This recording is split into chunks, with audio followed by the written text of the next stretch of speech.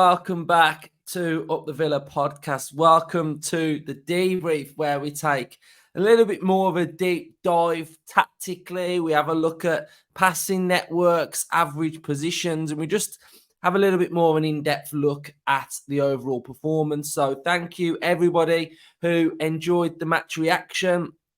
Player ratings went down really well as well. So if you are new to the channel, subscribe, hit a like on this episode. Let's try and have a semi-big one. Let's go 800 likes. So if you are enjoying the content, if you are new and you aren't subscribed, hit subscribe because it just helps me out massively with the channel if you can subscribe. So it's free. So cheers everybody who's new and enjoying the content as well. So Villa kind of got back on track, didn't they, away from home yesterday, which was for me probably the most pleasing sign of all. I think when we look at a game of 90 plus minutes in the Premier League, you want it to be swashbuckling, zippy football, end to end. You know, we want to be popping it off everywhere, scoring loads of goals. And that's just the given, isn't it? That's what we all want as fans. But at times, you can't do that. And you have to adapt. And you have to sometimes go back to basics. Sometimes win ugly. Because you can't win playing amazing football every single week. Not even Man City do it. Not even Arsenal. You know, the top teams in the Premier League, they all have bad days. Liverpool have bad days where they'll have bad halves or they won't be quite at it. But the general zest of their play is that they win anyway. And for me, that's the sign of a very good team, is when sometimes you're not bang at it, but you still win. And I'm not saying Villa were not at it against Chelsea, because I thought that they were in the parts that we'll get into in this episode. But, you know, the Premier League's so unforgiving. Look at Sheffield United at Newcastle, 8-0. And if you don't get your act together quickly, then things can start to become a problem. And I'm just so happy that Villa got their act together away from home at a very difficult place, because whether Chelsea are not the Chelsea that they used to be, it still poses its own problem. They are still a difficult team to play against. So to come away with 3 points, to get our away form back on track now, for that to be sort of like a memory of, okay, at home against Palace, we managed to play out, you know, some really good football to come away from being 1-0 down. That's one hurdle, you know, coming back from a losing position. To then go to Chelsea, Stamford Bridge, difficult place, one of the top teams in the league, so albeit that they are struggling at the minute, coached by a very, very good manager. They've spent a lot of money. To come away with a victory there is another memory in the bank that we can learn off and we can now use to, you know, progress us in the Premier League now. So it's a massive, massive result for Villa. And I think, to give it any discredit, I think it's just the wrong mentality to have, I think. So I think it was a big result. And again, it's a result coming off the back of a defeat in Europe. It's coming off a game in Europe. You know, Pochettino's had all week to work with Chelsea on this game. Unai Emery had 2 days. So again, it's another one where we've been away in Europe and we've managed that aspect very, very well.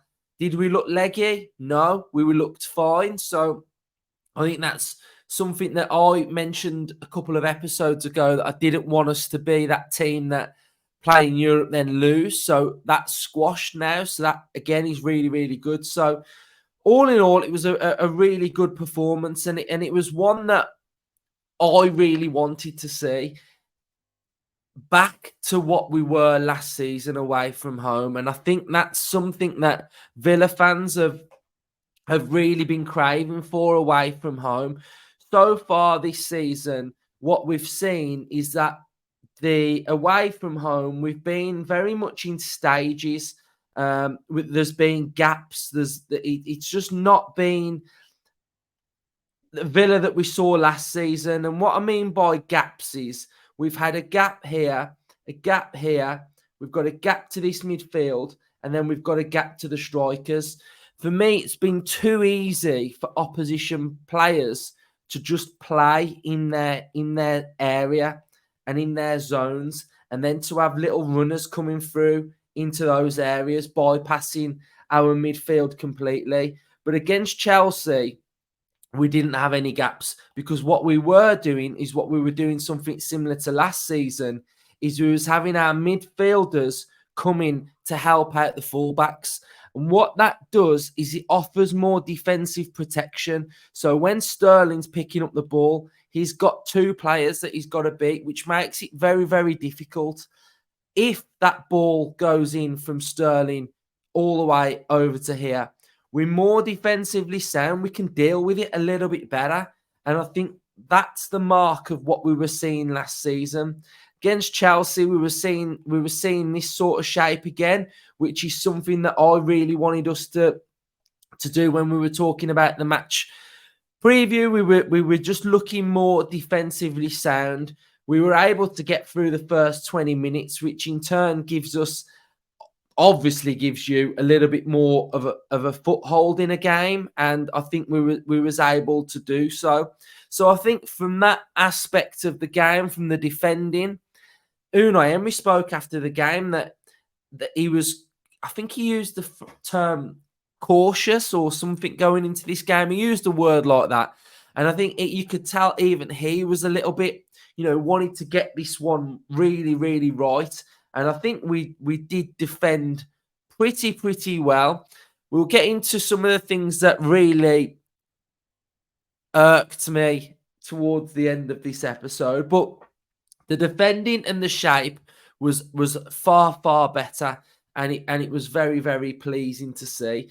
I think Kamara sitting in there a little bit more, offered a little bit more protection. And I think these two had a fantastic game. Luiz and Kamara were brilliant. I thought Konsa and Power were brilliant as well. That all in all, that was very pleasing to see from my point of view.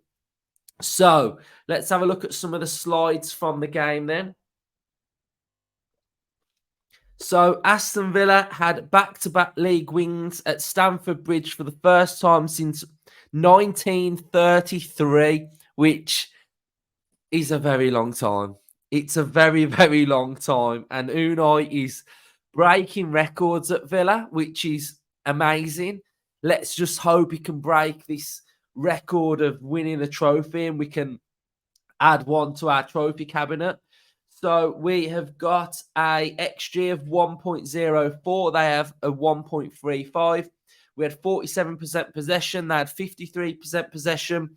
We had more shots in 15. They had 10. We had more on target in 7 than 4. So, you look at that performance as a whole and you don't really remember us having that many shots, but we had more shots than them. We had more shots on target. So that was great to see as well.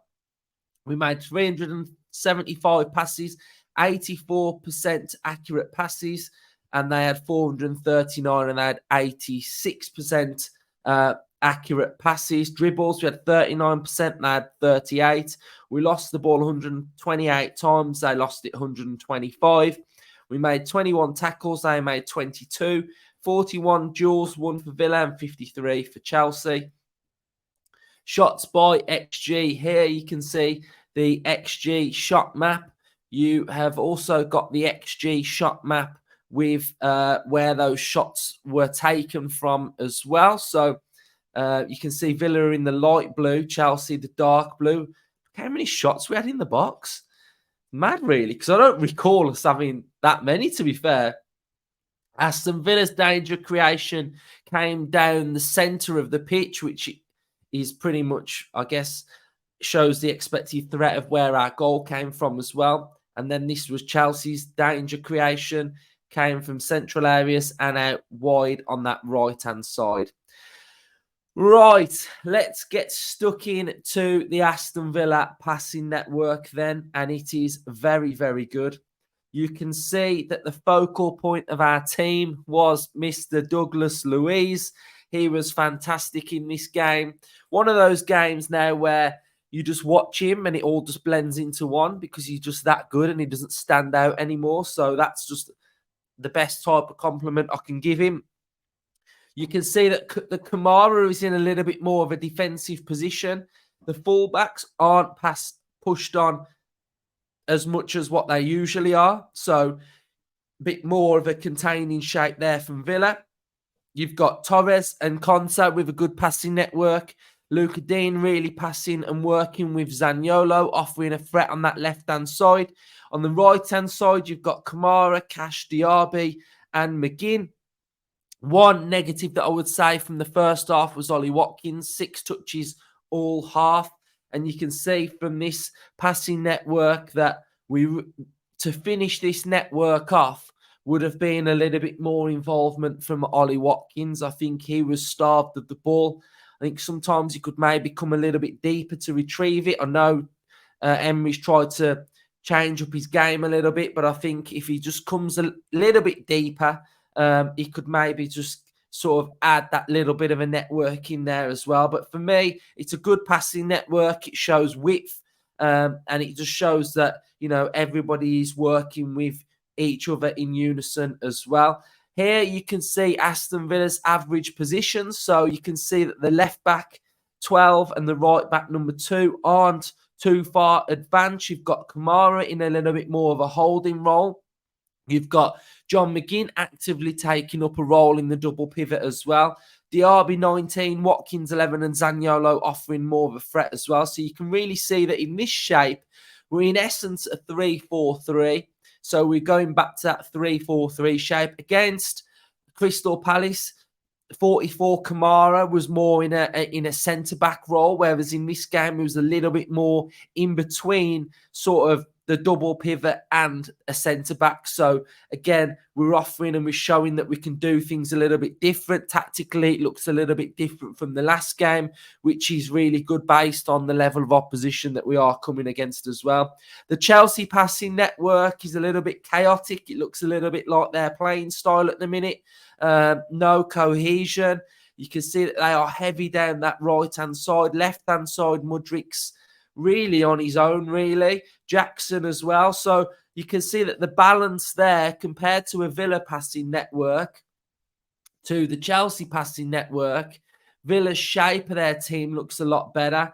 You've got Gallagher, Caicedo, Enzo Fernandez in central midfield. Doesn't look like they're in unison too much. Doesn't look like there's much width either in this side. So I think that passing network isn't the best either, to be fair. So you can see on this graphic, Aston Villa attacked predominantly down the left-hand side. They did attack centrally and through the right as well. Chelsea attacked Aston Villa down the right-hand side and a little bit down the left as well. You've got the percentage of where the ball was at in this game as well. And you can see that the ball was in central midfield for 37% of the game, which shows that Aston Villa's midfield won that battle, in my opinion. I think we won the midfield battle. And those are all of the stats from the game. I'm going to share the screen now and show you some images from the game. There's a positive and 2 negatives for me. And we'll get onto that in a second then. So one thing I want to highlight was this was a chance that Chelsea created. It's a fantastic through ball from Mudryk. This ball going into this area here is absolutely fantastic. Let me just get my where's my little line thing that I like to use? Right, here we go. Right, I think it's in there. We'll go with this one. Right. So Mudryk's through ball into Jackson through there is a great ball, but you can see from Aston Villa's defensive shape that we've got a better sort of shape when we're defending that area. You can see that you've got Kamara, Cash, and I think that's John McGinn in there. So defensively, it's a lot better than what we saw against Legia anyway, whereas they were able to just pop balls off left, right, and centre. But that defensive shape was better. This was a bad challenge. I don't think he meant it, but he's dived in. I think that this sort of adds to the Chelsea vibe at the minute, that they are, they're trying, aren't they? You can tell Chelsea are trying, but it's just not happening. And he just goes over the top, and it's a bad challenge, but I don't think he actually means the challenge. But I think it's definitely a red card, and he deserves to get sent off. So the positive, any of you long-standing viewers will remember when I had frustration away at West Ham. West Ham last season, we were by far the better team, but we had no pace. We had no power. We had no drive. This is why we signed Diaby. He's rode a challenge. Pace, power, explosiveness to get away from that Chelsea midfield on the break. And he plays in a beautiful ball to Ollie Watkins. The pace and the power that we've got in this position shows what we are all about. And when we've been talking about staying in the away games, making it very difficult, these are the moments that you stay in the game for. This explosiveness from our front two. And it was very, very good indeed. A great ball from Diaby to Watkins, but the Diaby power and run is just as important as the pass. And then Ollie Watkins 1v1 with Levi Colwill. And the first part of it, to get his shot away and it's blocked, but to dig this ball out from this area here now, this is a very, very difficult chance for Ollie Watkins to put away in this area, because look at the angle, look how far away he is, look where he is. He's sort of so far out of that 6-yard box. To dig this ball out as well, it's sort of stuck under his foot. It's not out of his feet. He's not swinging away at a clean ball. He's having to dig this out from he's having to arch himself back a bit.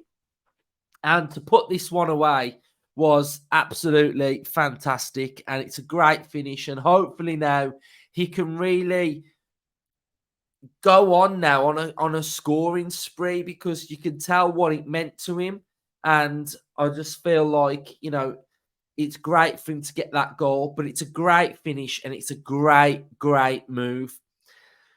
Now, we've got what we got here. We've got two things that we have really, really got to watch out for, and it is this ball over the top.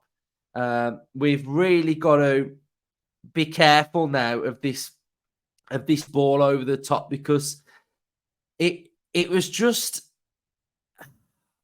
frustrating to watch. I found it. I found my little pen that I like. Gel pen it is on inking. That's my pen that I like. Right, you should see a better pen now, hopefully. Right, get this right. So, this really bothered me. And we're at 1-0 here with playing against 11v10.